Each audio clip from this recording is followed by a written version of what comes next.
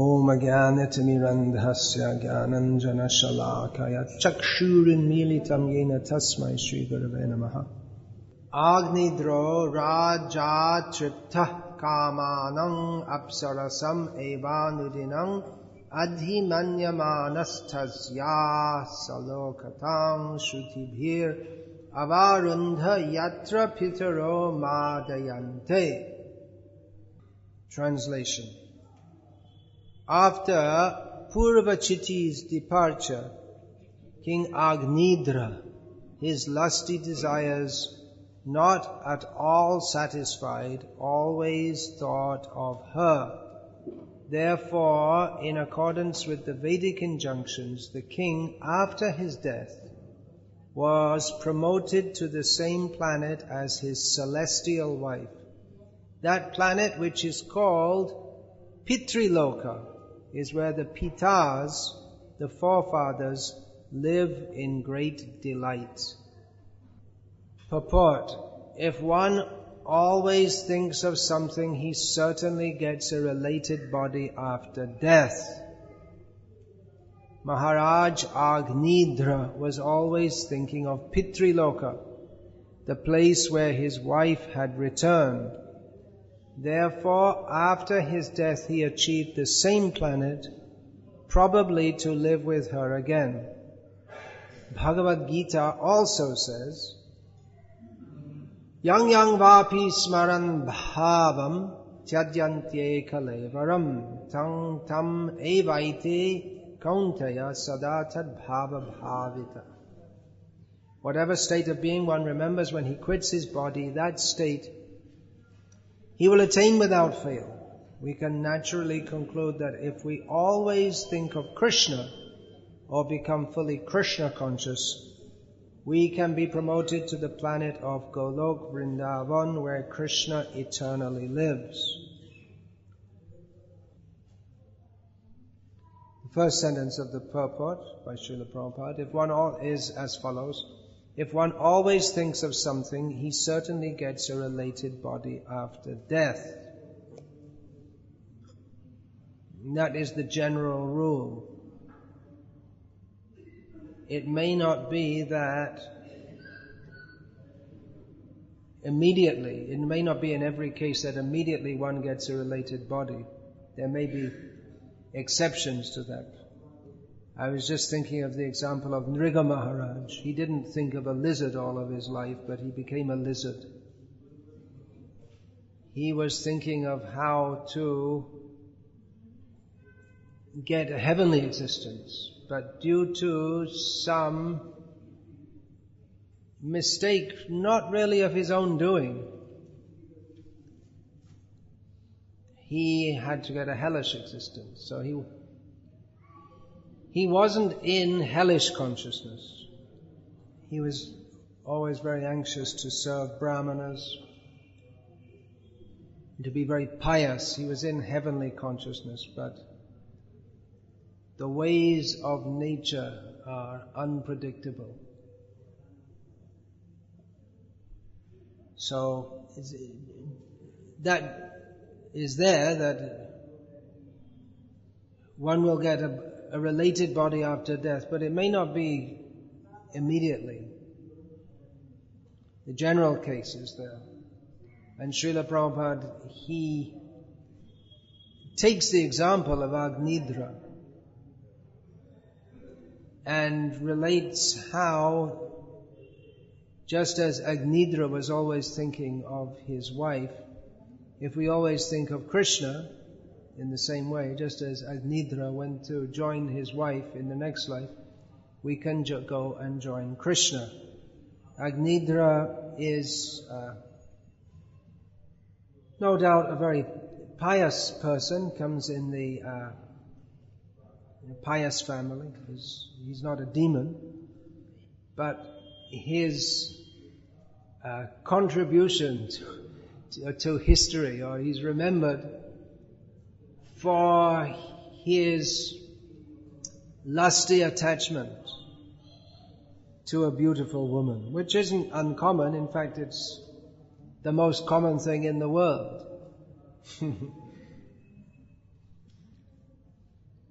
But among all his pious activities, which he no doubt performed, he's remembered for this. Shukadev Goswami is relating about him, and we understand what Shukadev Goswami's perspective on all of this is, because the very first words of Shukadev to Parikshit was condemning the situation of attached householders. Apashyatam atmatatvam griheshu grihamedhinam. Attached householders, Shukadev said in his first words to Parikshit, do not see the reality of the self. Because why? What are they doing? Nidraya hriyate naktam vyavayena chavavayaha. They spend their nights in sleeping or sex indulgence, and the daytime in working hard to maintain their situation. So they're bewildered about the actual purpose of life. So Agnidra was undoubtedly a pious person, but from the perspective of Shukadev Goswami, he was just in Maya. That's all. His attention was to the wrong purpose. Now we find in Bhagavatam a description of all different kinds of people. We find in the 7th canto the famous description of Prahlad and Hiranyakashipu. Hare Krishna. They are just at the opposite end of the spectrum. Prahlad is a Mahabhagavato Mahan. He's described as great even among Mahabhagavatas. A Bhagavata is a great person. Within this world, who is a devotee is a great person. Then Mahabhagavat. That it means a very great devotee. And Prahlad is described as Mahabhagavato Mahan. And he described Hiranyakashipu as Asurya Varya, the very emblem or the best of all. If you really want to know what a demon is, Hiranyakashipu, you made it. You're the demon of the year. Every year. Until one day he punched a pillar, and he didn't think he really didn't predict that what would happen did happen. That's because he's a demon, he doesn't believe in God. So they're both at the extremes, very extreme people. Prahlad was extremely Krishna conscious, and Hiranyakashipu was extremely non-Krishna conscious, as Prahlad explained to Hiranyakashipu, Matyena Krishna paratasvato va mitho pipadyeta grihavratanam. That grihavrata comes again. Adanta gobhir vishatang tamisram punah punas charavita charavananam. Classic description of Prahlad Maharaj, of the persons who have decided, made a very strong vow that whatever else I may do in this life and in future lives, I'm not going to be Krishna conscious. I may theorize philosophically, but I'm never going to accept Krishna. And others may try to convince me, but I am not going to be convinced. Because I want to enjoy my senses. And if I have to go to hell for doing so, very good. There's no happiness in material life. Anyway, let us chew the chewed. So this is the outlook of persons who are not Krishna conscious. Agnidra is a pious person, but basically the same defect as the demons. He wants to enjoy the material world. Enjoy the material world means to, Sri Aishvarya Prajibsava, to enjoy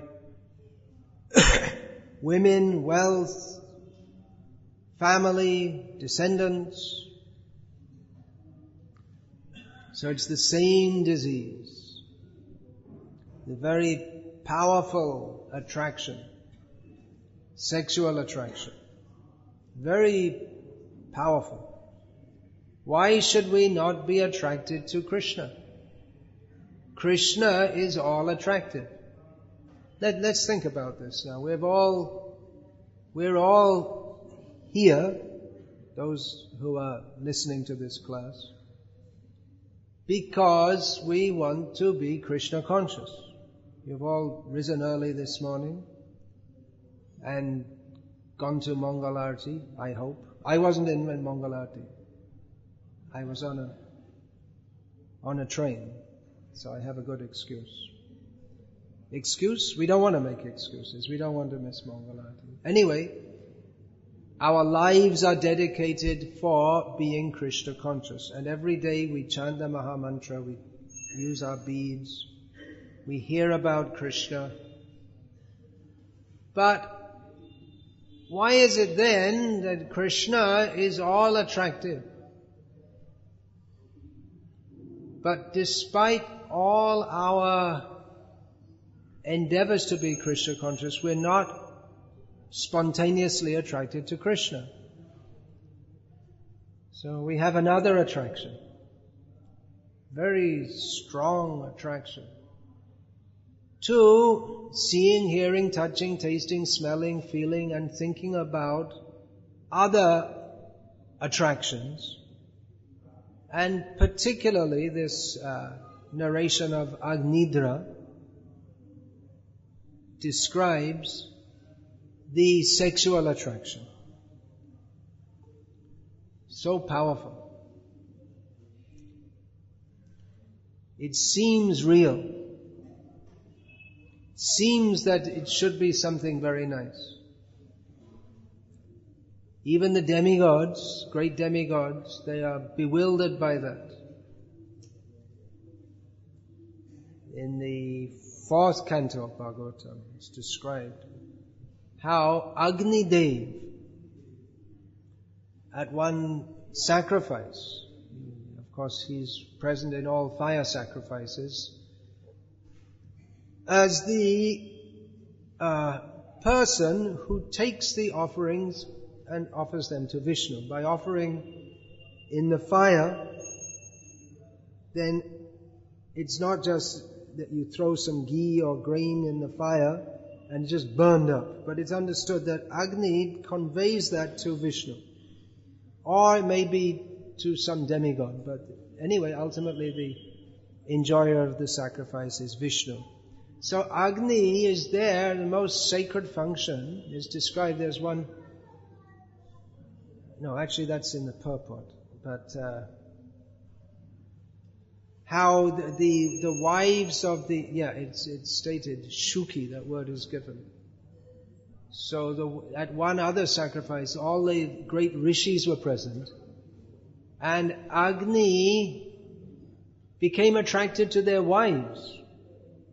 Instead of thinking, I'm here to serve Krishna and take the sacred duty of taking the offerings to Vishnu, he became attracted to the wives.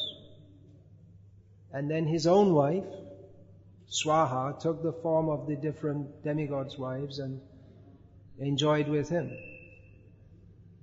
So how is that possible? We see that even pujaris, they may be engaged in this, they may be offering the arati, and one godbrother of mine told me many years ago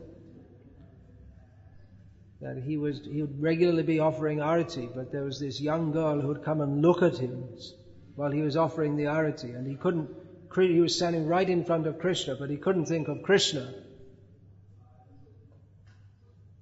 because he was thinking of that young girl. So what is the power that attracts us away from Krishna? And we may end up, well, we could go to a heavenly planet to enjoy the Apsaras. Or if we make some mistake, like Mriga Maharaj, who was thinking I can go and join the Apsaras in the heavenly planets, we might end up like a lizard in a well, with no guarantee that Krishna will come and deliver us, as he did with Mriga Maharaj. So it's something we should ponder very seriously. Vyasadeva has put such narrations within the Bhagavatam. Within the Bhagavatam itself, we have many warnings. Pungsastriyo mithuni bhavametam tayaraho hridaya granthimahu ato griha kshetra sutapta vitaya janasya moho yamahammameti. What is the source of this I, me and mine illusion by which people live their whole lives? They make wars, my country against your country. Yesterday was Republic Day, Mera Bharat Mahan. Tera Pakistan kya? What's the opposite of Mahan? Tuchhe. So, still afraid of their atomic bombs. So, me and my country, my wife, my religion. Hum Hindu hai, ghar se kaho. Hum Hindu hai. We hate Muslims.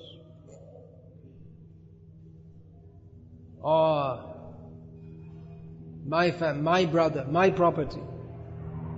Where does this come from? The root of this is sexual attraction. And the root of that is forgetting Krishna.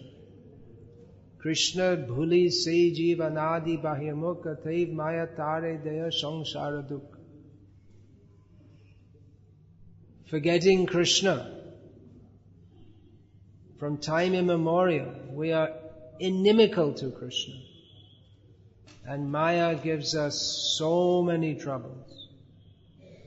So, Srimad Bhagavatam, if you like, you can say, the critics will say, Vivekananda said, that Vaishnavism is a sex religion. So that is true. But actually everything in the world is just for sexual attraction, that's all. If there was no sexual attraction, there'd be no Mumbai. Why would anyone bother to build a big city?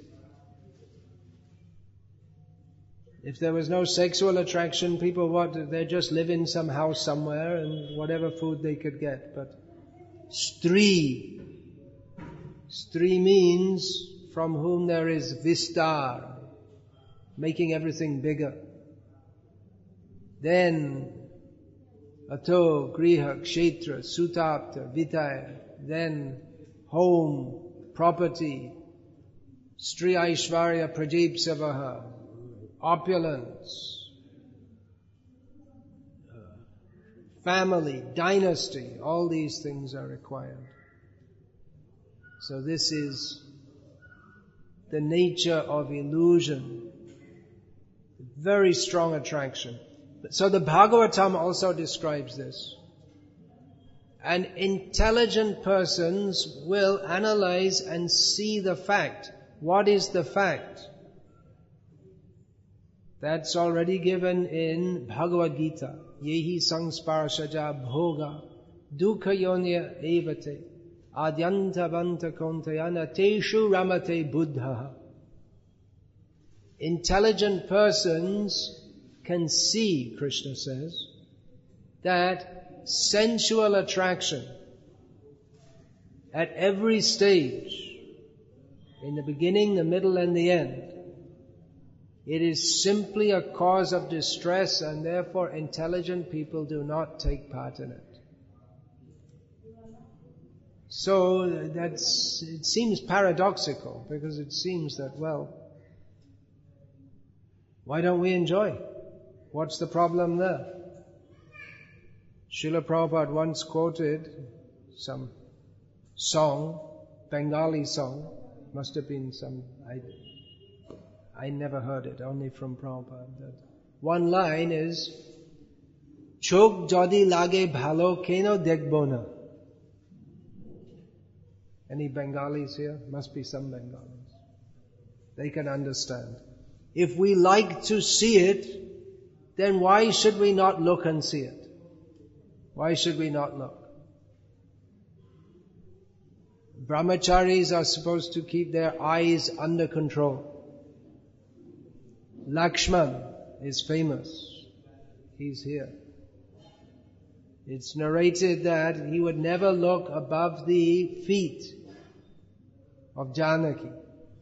He would serve Ram and Janaki day and night. Of course, he was married also, but he was observing brahmacharya. So he would never look above the feet of Janaki out of respect. And brahmacharis in traditional society, they're supposed to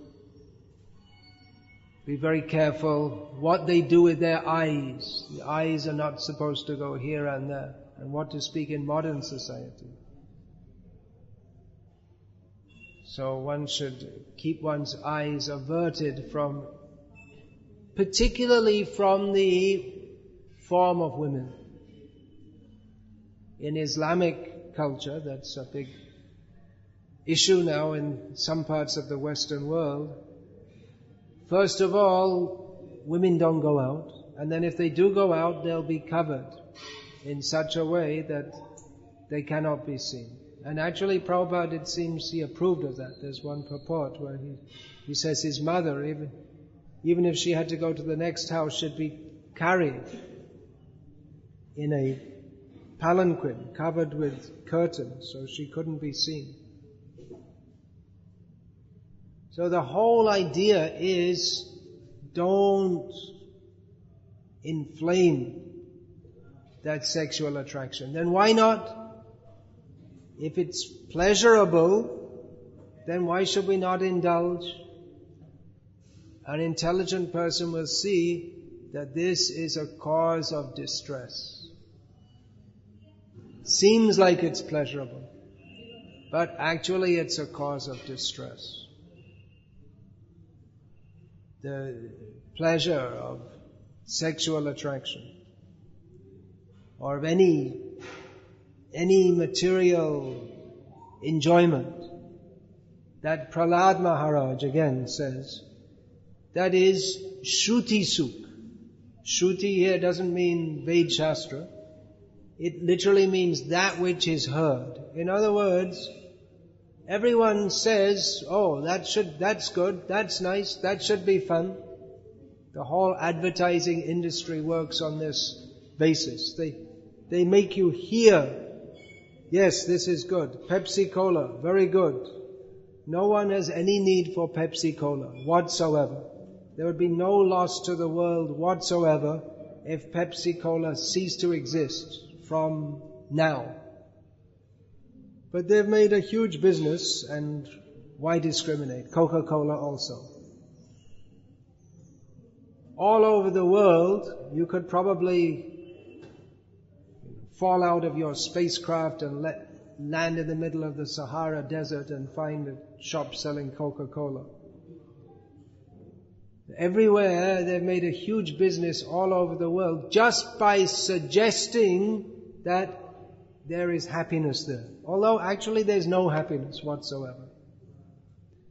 So everything in the material world is like that. It's just, there's an unspoken culture among everyone in the world that this is what we need to do to be happy. We have to enjoy our senses. But the actual fact is, we have to suffer. Immediate suffering. If there's sexual activity, well, first of all, in civilized society, people marry and then they indulge in sex. Among people who are like animals, they don't marry. But then there may be so many problems that the relatives of the girl will harass you, or she will come and say, "Hey, I got a baby, you better do something about it." And if you don't do so, if you don't maintain the baby, then you get sinful reactions. Anyway, you get sinful reactions for sexual life outside of marriage. Or you may say, she may come and say, "I'm pregnant. Here, take 100 rupees, whatever it costs. I don't know exactly how much. Go get an abortion." So that becomes very sinful. Or if one does in the responsible way, marriage, then you have to earn money, look after the children, one after another, which takes up all one's attention, is a source of great anxiety, especially in the modern age. In the modern advanced age, everyone is in anxiety, how to get money. Although previously, there wasn't any anxiety. People didn't have money, then there wasn't any anxiety. Most people didn't have money. There was no need of any money. You have a little land, you grow some food, and a barber will shave people, and then the local people will give them a bag of rice every so often and some place. There was no anxiety. Everyone is anxious how to get money. And the very act for which one has to suffer, the sexual act, it's shruti sukh. It is advertised as being enjoyable, but actually it's not as enjoyable as we might think. As one devotee just told me, he was very anxious to get married because itching sensation. So he married and then he indulged his, you know what I'm talking about? Kondutivan manasijang vishaheta dira. Itching sensation means the sexual attraction is like an itching sensation. So then he married and he said, "Well, it's not that good anyway." Too late. Now you're stuck. Now you have to see it through. So this is a basic point for anyone who wants to become spiritually advanced. Krishna, we're not so much talking about spiritually advanced, but how can we attain Krishna? But this very basic point we should understand, that we are tied up in this world by Maithuna Agara, the chain of sexual attraction, holding us all back. Seems very difficult to overcome, but we have to overcome that by the grace of Krishna and the devotees, if we are going to go to Krishna. We can talk of Radha, Krishna, Leela. That is our ultimate goal. But it's not so easy to go there. And for one who is cultivating material desires, it's impossible. So this point should be understood. We may think, well, why talk about all this? We already understood it. That's why we're here. Well, we are discussing that section of the Bhagavatam where, so you're already in the 5th canto, and still these topics are being discussed. In the 9th canto, we'll find also a very similar description of Who is that? Yayati and Purvachiti. Not Purvachiti. Devayani and Sharmishta, Devayaya. These things are going on.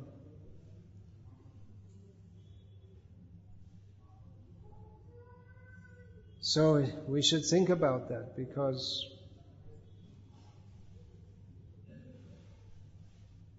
if we don't think how to overcome all these material desires, then we will be overcome by material desires.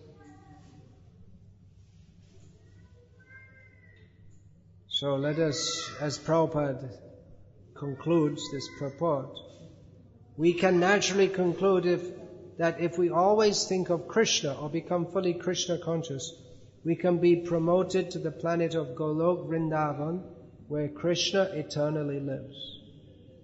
So let that be our aim, to be promoted to Krishna Loka by always thinking of Krishna.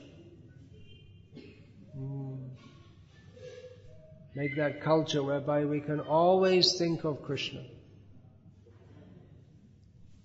That requires very, very strong consciousness. Not generally, a sadhu is thought of someone very peaceful, very mild. But a pure devotee is like Prahlad, a very extreme person. He can say to his father, "No, what you're saying to me is all nonsense." Very extreme person, not a mild person. This idea that a devotee is all, or sadhu should always be very mild and just smile at everyone, this is actually coming from Mayavadis, Buddhists.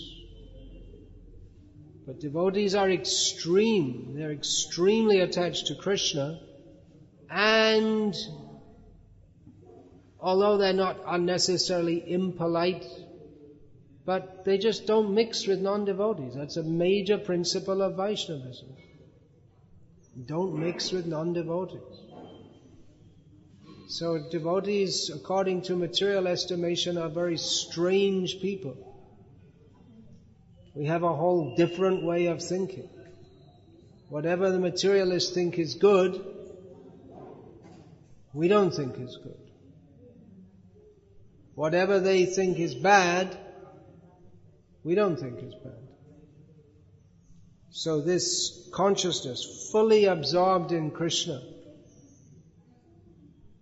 one cannot be a normal person by materialistic estimation. Shukadeva Goswami, he certainly wasn't an ordinary person. I don't know, we should follow in the footsteps of the great acharyas and not imitate them. No walking around naked. Shukadeva Goswami went naked. But see the determination. See his determination. He was so strict, he even thought Vyasadeva was in Maya. He thought this atmosphere at home, of course, at that time he was like a Brahmavadi who's detached from everything. But Parikshit also, immediately he got the message that he is to die, then immediately just gave up everything. Just very quickly wrapped everything up, turned over everything to the ministers and gone. No coming back. Now I have to concentrate on Krishna. So this, of course, there may be devotees also who are living in society in a very responsible way. As preachers in the modern world, we can't imitate Shukadeva Goswami and go around naked. But our intention is extreme, and that is to come out of this material world. We have nothing to relate to in this material world. Everything in this material world is a row of zeros, unless we put the one in front, which is Krishna. So this understanding, that even Agnidra, very pious king, and not an unusual person in that he was very attached to his wife. But from Shukadev's perspective, not very laudable. He spoiled his human life. Instead of thinking about Krishna, he thought about his wife. So this danger is there. Let us think of Krishna. That is the message implied here. Don't be carried away by material attraction. It's very strong, it's very powerful. It looks as if it should be good, it looks as if it should be enjoyable, but it's not. It's a trap which keeps us in this material world, in the world of birth, death, old age and disease, and keeps us away from Krishna. So, Kam, Krodh, Lobh, Moha, Mada, Adi, Abhishta, Eshab na chare kishe pabe Radha Krishna. As long as we don't give up lust, greed, anger and the rest, then how is it possible that we shall attain to Radha and Krishna? Hare Krishna. Any questions, please? Okay, the mic has to come, the remote mic, whatever it's called. Hare Krishna. Hare Krishna. In this class. So this part of the Bhagavad-gita, it gives a perfect example of the difference between proper Grihastha life, which Priyabhadra Maharaj was living, and the Grihastha life which Agnidra was living. And we can see the difference in the result. And the cause, it seems that it was because Priyabhadra Maharaj was trained up as a brahmachari by Narada Maharaj, given really nice brahmachari training. So even though he was also enjoying so much with his wife and had so many children, when the time came to give it up, he was able to give it up so easily. Because he had a beautiful wife. Yeah. So easily, I don't know if it's ever easy. At least he was able to do it, yeah. Whereas Agnidra, he wasn't, because he wasn't trained in properly Brahmacharya. Right, yeah. So we in ISKCON, we also need to have proper Grihastha, because how are we going to, if everyone's brahmachari and sannyasi, then we're not going to be able to propagate Krishna conscious children to infuse the next generation with very powerful preachers. Because if we can see that the ISKCON youth that have grown up in ISKCON, they're actually very powerful. You see people like Gauravani and others like him. They're very, actually just extremely powerful individuals. They're actually trained up properly. So we need to structure in our society not only strong, we need to have strong brahmacharis. Everybody needs to follow brahmacharis. Yeah. And we need good grihastas also. Yeah. And we'll have good grihastas if they listen to classes like the one I just gave.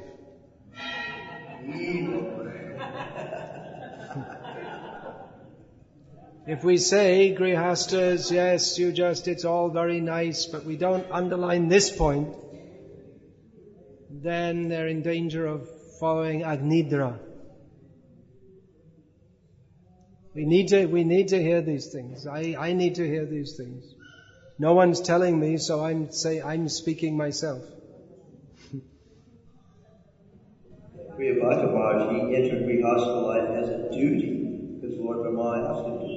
So we should, when we're trained up in proper brahmacharya, then we can enter Grihastha life as a duty to propagate Krishna conscious children. Which Yeah. Although, generally I'd say to brahmacharis, unless someone's pushing you like Lord Brahma is, you let someone else take up that duty.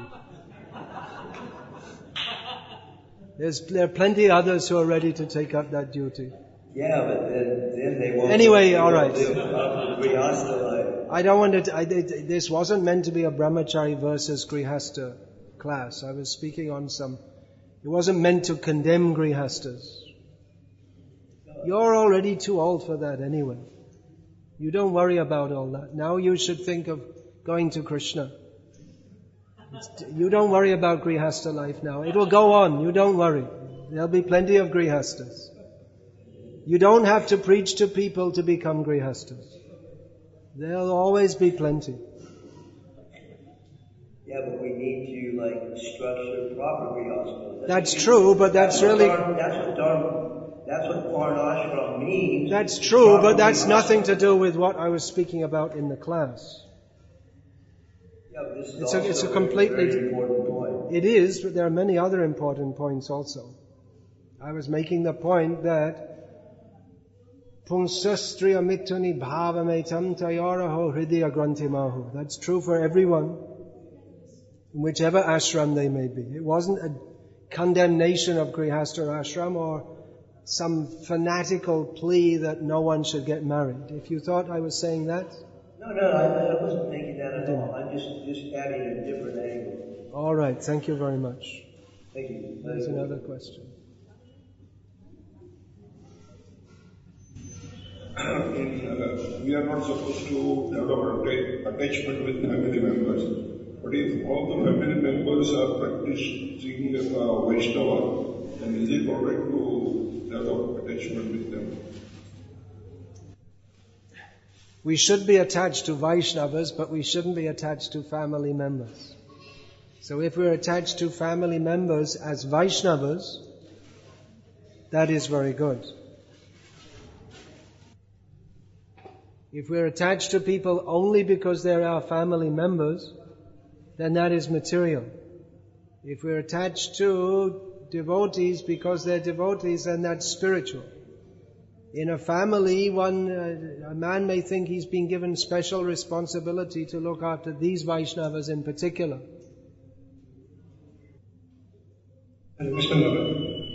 Maharaj, it is said if one doesn't go back to order in this life, in the next life he starts over. Doesn't start over, rather he presents his bhakti from wherever he left in previous life. Yeah, Krishna says that in Bhagavad-gita. The fate of actually speaks about the fallen yogi. He takes up from where he left off in the previous life.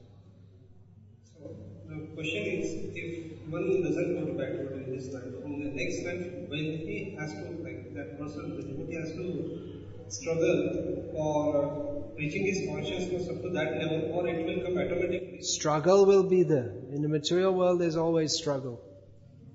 That's unavoidable. So what it's best not to think how I will do 50-50 and take up in the next life. Let's have the best of both worlds. It's better don't think how I can make my insurance policy have a good time now and carry on later. Better don't think. Better think how to get out of here this time. Instead of making plans, what I'll do when I come back. We're over time, or what's the time limit? Rajahari? Okay, if you say I can take more questions, I can. I have another 2 hours before I... Maharaj, I believe he was not devotee. Doesn't seem to be, he must have been somewhat of a devotee, in as much as every Hindu, I guess you could call him a pre-Hindu Hindu. So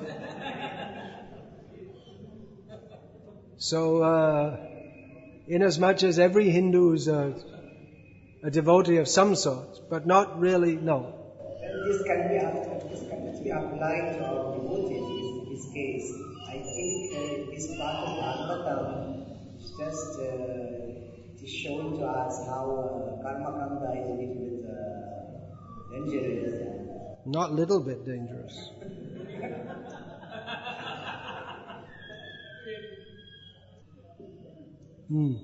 So one more question, then we'll finish. The mic is... So Maharaj, about advertisement. Kunti Maharani prays. Yeah. Yeah. So they are family members. I was thinking to quote that also. Thank you for quoting it. No, why she wants to cut down this relationship? Well, the same point is that, of course, she's a pure devotee, but she's thinking that my attachment to them is on the bodily, material platform. That's all. She wants her attraction to be only for Krishna. The Rusya in the Vedanta, although the Rusya he had no experience about his sex life. Yeah. But in course of time, when he attached, but how he able to give up this association by his father's mercy or how he was able to give up? Yes. What do you mean? I don't understand. Means family life, how he detached from family life. You mean after he got married? Yeah. I'm not aware. I don't remember the story. I only remember how he got entangled. But how can anyone get disentangled? That's by the mercy of the devotees. How one can get disentangled from material attraction.